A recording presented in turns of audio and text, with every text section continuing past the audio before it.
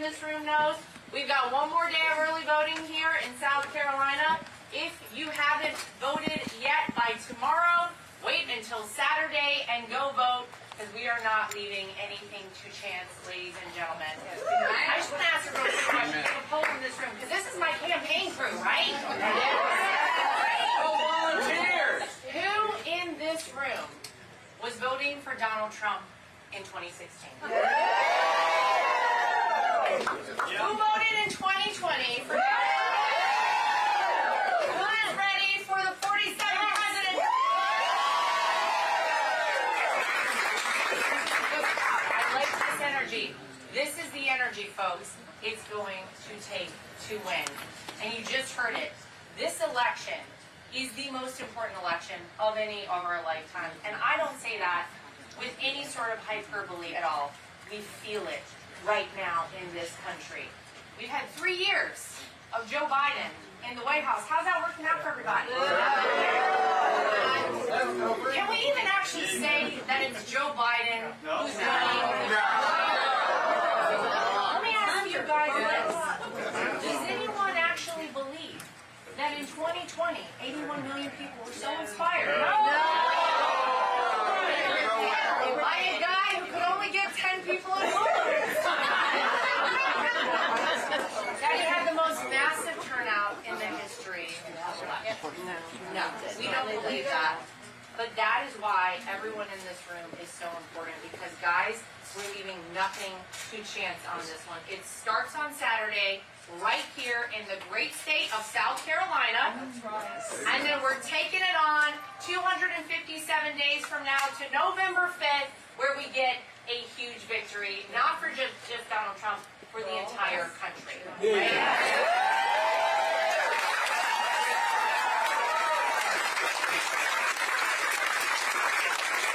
And I'll tell you, Donald Trump's life would be a lot easier if he just said, you know what? Enough is enough. I'm hanging up my hat. I'm going to let somebody else run with this one.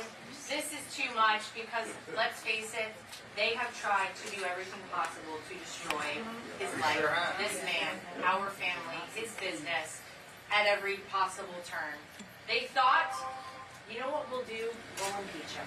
Impeach him once, impeach him twice. That'll seal the deal. Donald Trump will be done. We'll never have to deal with him again. Yeah, right. And then he said, wait a minute, not so fast. Because I see a country that needs me. Yeah. I see a country that needs to go back to we the people. And I'll tell you guys, he didn't need this job in 2016. They actually thought it was a joke. Remember when he came down the escalator? It was a publicity stunt, another season of The Celebrity Apprentice he was going to talk about. And then he came down, and man, did he have a lot of common sense he was talking about, right? He actually spoke like we all spoke. He was saying the things that resonated with people, and despite the fact that he was a billionaire businessman from New York City, he connected with the American people. He started a movement in this country, the likes of which we've never seen. The Make America Great Again, America First movement. Any ultra MAGA in here? Let's talk about how great it is to actually be ultra MAGA. I'll tell you something. That is something to be proud of. Because it means you love this country. It means you get up every day, you go to work, you work for your family, you believe that the Almighty is the most important thing in this world, that you pay your taxes, that you are a good citizen of this country. That's what ultra MAGA means. We'll leave it to some folks out there to try and spew it. But Donald Trump never needed to do this job.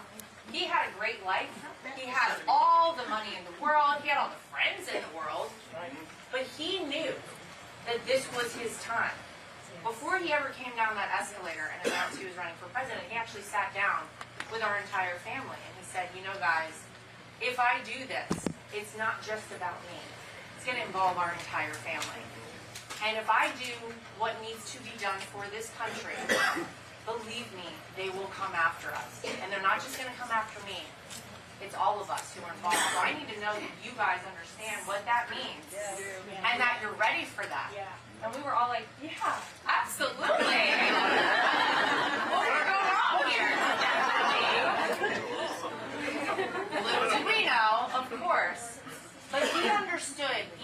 2015 where we were in this country and what needed to change. And it took a guy who funded his own campaign until he became the Republican nominee. It took a guy who didn't take a single paycheck while he was president of the United States. He is the only president to come out of the White House with less money than he went into the White House.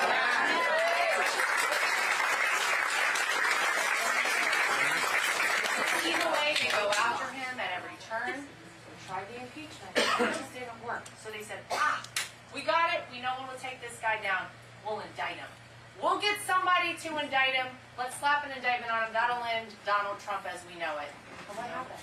Stronger. Phone numbers went up. Yeah. People started getting behind him even more. They said, that's not enough. We need another indictment. They did a second one. 11 more. Phone numbers went up. So they said, this isn't working. What do we do? Call Fani Willis.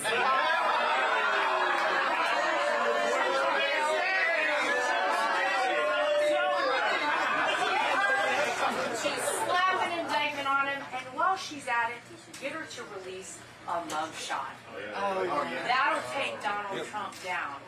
Ladies and gentlemen, that is the greatest mugshot in the history.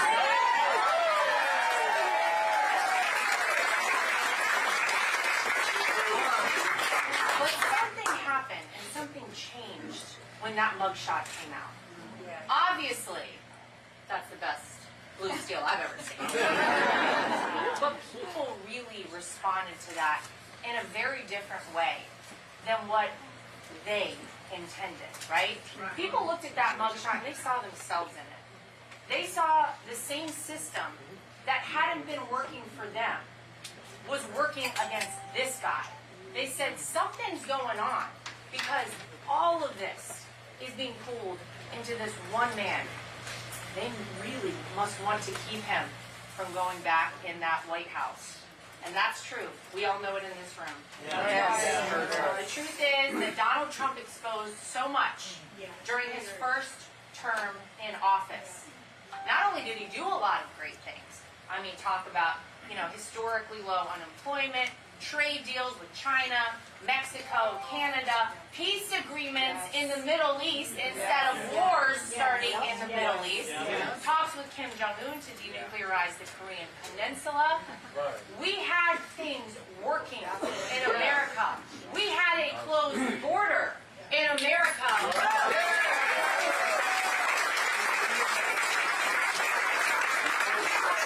He understood if you don't have a border, you don't have a country. He understood why that was so important. He saw what was happening and why it was so dangerous to this country. Not only did he do all of these incredible things, give us energy, independence, ladies and gentlemen. Yes, when Donald Trump was in office, I got to tell you something, when he's back in, we're opening back up the Keystone XL.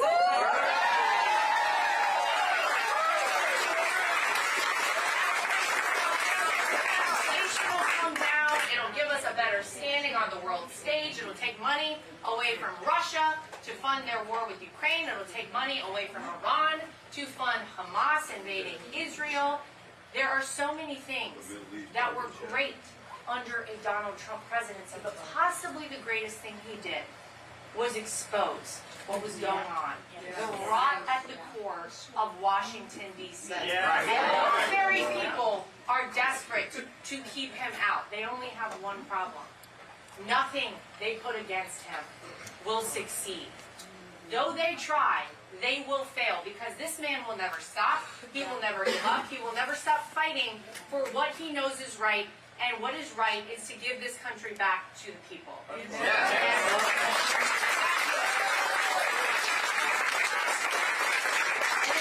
Won't succeed because of every one of you in this room, because since the day he got 75 million votes on election day in 2020, I will guarantee you, ladies and gentlemen, 10 million more people have gotten on that Trump train.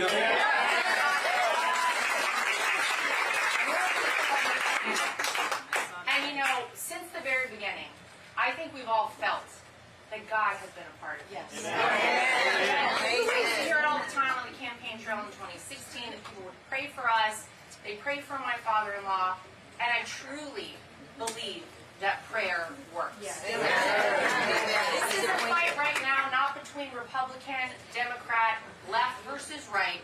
It's good versus evil. There is no way that this one man would still be standing, still be fighting, still be doing what he knows is right for the future of this country, if not for the Almighty above.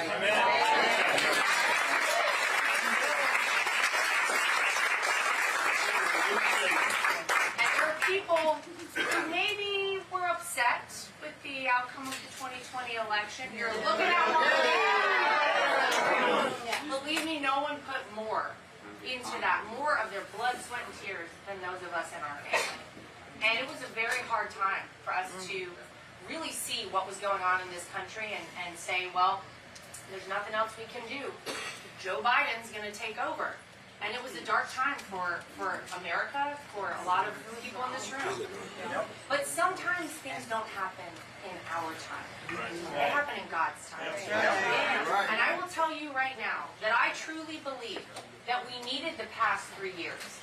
We needed people to wake up. We needed people to see and understand what you get if you vote for people like Joe Biden. People are awake right now, ladies and gentlemen, and once you're awake, you're not going back to sleep. So, I want to tell you guys very quickly, and then I want to take some questions from you. You may have heard my father-in-law endorsed me to co-chair the RNC.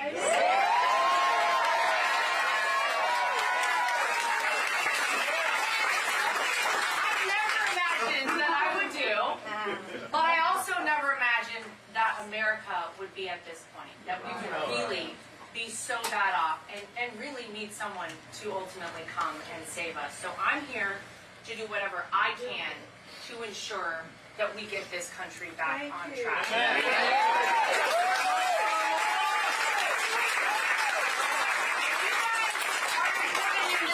Because as Republicans, we have to start doing things differently. It would be great if we had one day to go vote. It would be great if all over this country they had paper ballots. They checked everyone's ID. Right? Those things would be great if we possibly could get back there one day. We're not there today. So we're going to have to play this game differently. We're not just going to have to fight fire with fire. We're going to have to fight fire with dynamite.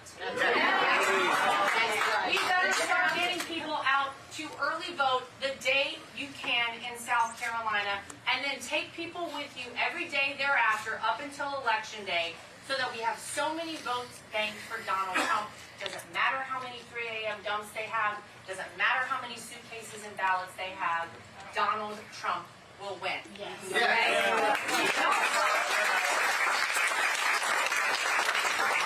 Register voters at a historic pace.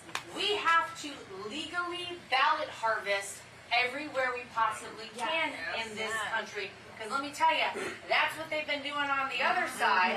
Whether it's legal or not, up for discussion. We will do it the legal way. We also need to register poll watchers. I want a poll watcher every hour changed out in every precinct in this country, and people who are not just standing, people who are trained poll watchers, so they physically can touch the ballots, they can count how many go in and how many come out. That is something they have just recently started at the RNC. If I am elected co-chair, I can guarantee you we're spreading it all across this country. And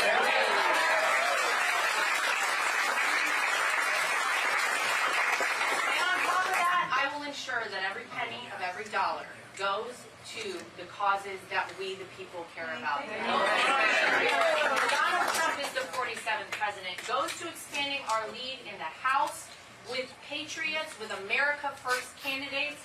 Goes to taking back the Senate, ladies and gentlemen.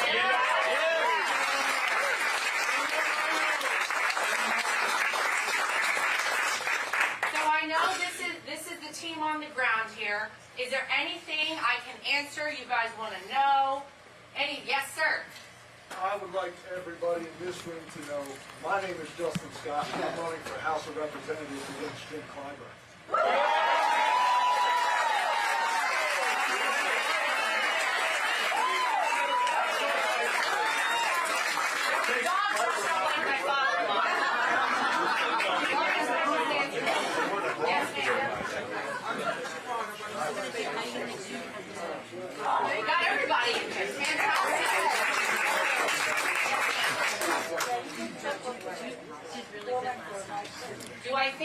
Donald Trump would pick a woman for vice president. Let me hear from you guys. Who do we think we should get?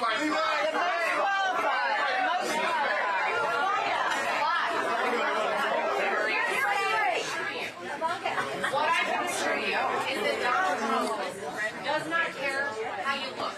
Donald Trump cares for you.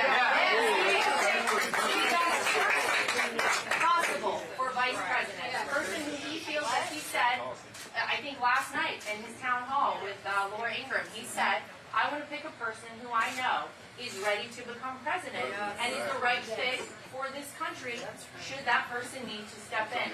No identity politics on this side of the aisle.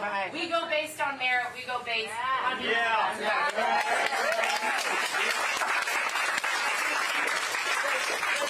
Donald sleep? Not a lot. To be honest with you, I've known him for 16 years, and this is a man who would call Eric at like 11:30 midnight, and then call again at like 5 a.m. And I'm like, what? Dude, when is he sleeping? Like sometimes that's just how you have to operate. It's another level. I don't know how he does it. It's amazing. He's amazing. Yes. Very different than Joe Biden. Yes. Oh, one more? Right here.